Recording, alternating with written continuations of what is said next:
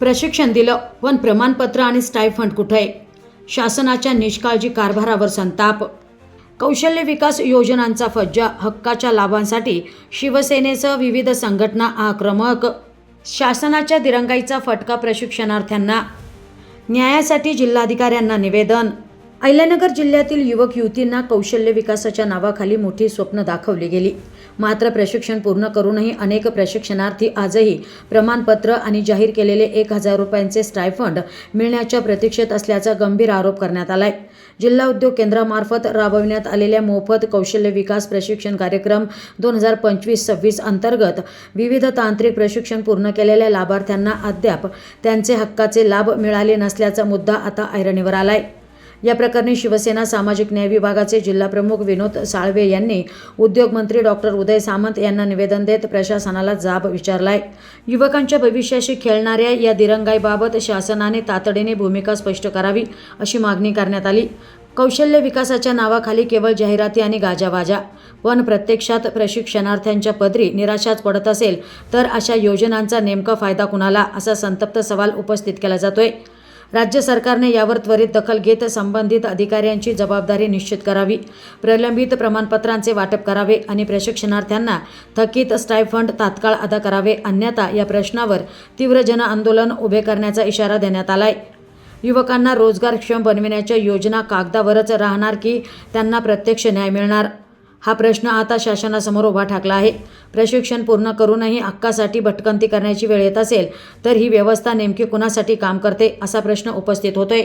याप्रसंगी विनोद साळवे, जिल्हाप्रमुख शिवसेना सामाजिक न्याय विभाग अहिल्यानगर, रावसाहेब काळे पाटील, प्रदेश कार्याध्यक्ष छावा संघटना महाराष्ट्र राज्य, विजय लोंढे, जिल्हा सचिव शिवसेना सामाजिक न्याय विभाग अहिल्यानगर, सुभाष काकडे, नंदीवाले तिरुमल समाज नेते, कावेरी भिंगारदिवे, महिला जिल्हाप्रमुख पोलीस टाइम्स, उज्ज्वला गवळी, महिला जिल्हाप्रमुख अहिल्यानगर, संदीप कावरे, मानवाधिकार संघटना अध्यक्ष, संगीता केदारी, सामाजिक कार्यकर्ता, ज्योती वाघ, महिला सेल अध्यक्ष, आंतरराष्ट्रीय मानवाधिकार संघटना, श्रीधर शेलार, जिल्हाप्रमुख धडक कामगार संघटना आदींसह प्रशिक्षणार्थी मोठ्या संख्येने उपस्थित होते. मी विनोद साहेबराव साळवे, जिल्हाप्रमुख शिवसेना सामाजिक न्याय विभाग. आज आम्ही जिल्हाधिकारी कार्यालय येथे निवेदन सादर केलेले आहे. त्याचं कारण असं होतं की महाराष्ट्र शासनाच्या अनेक कल्याणकारी योजना आहेत, त्यामधून एक जिल्हा उद्योग केंद्राची योजना, यामध्ये नवउद्योजक तयार व्हावा या दृष्टीने जिल्हा उद्योग केंद्रामार्फत जिल्हा उद्योग केंद्राच्या पुरस्कृत काही संस्था आहेत का जे ट्रेनिंग देतात. उद्योजक तयार होण्यासाठी ट्रेनिंग दिलं जातं.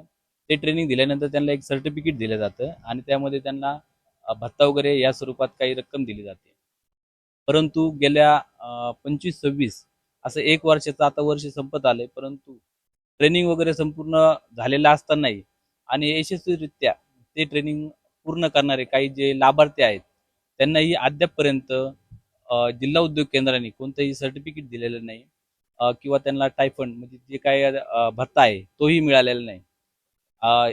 हे न मिळाल्यामुळं त्यांना कोणत्याही शासनाच्या कल्याणकारी योजनेचा लाभ घेता येत नाही आणि यामधून त्यांचं बऱ्याच मोठ्या प्रमाणात नुकसान होत आहे. आज आम्ही जिल्हाधिकारी कार्यालय येथे आमच्या शिवसेनेच्या वतीने व रावसाहेबजी काळे पाटील यांच्या मार्गदर्शनाखाली छावा संघटनेच्या व इतरही काही आज निवेदन सादर केलेले आहे. जर येत्या 19 तारखेला जर ह्या जे ट्रेनिंग ज्यांनी कंप्लीट केले अशा लाभार्थ्यांना सर्टिफिकेट आणि टायफंड म्हणजे जो काही भत्ता आहे तो जर मिळाला नाही तर आम्ही जिल्हा उद्योग केंद्र हे बंद करून तिथे टाळे ठोकणार आहोत. याची शासनाने गांभीर्याने दखल घ्यावी, अन्यथा याचे जे काही परिणाम होतील याला सर्वस्वी जिल्हा उद्योग केंद्र आणि शासन यांची जिम्मेदारी असेल. जय हिंद, जय महाराष्ट्र.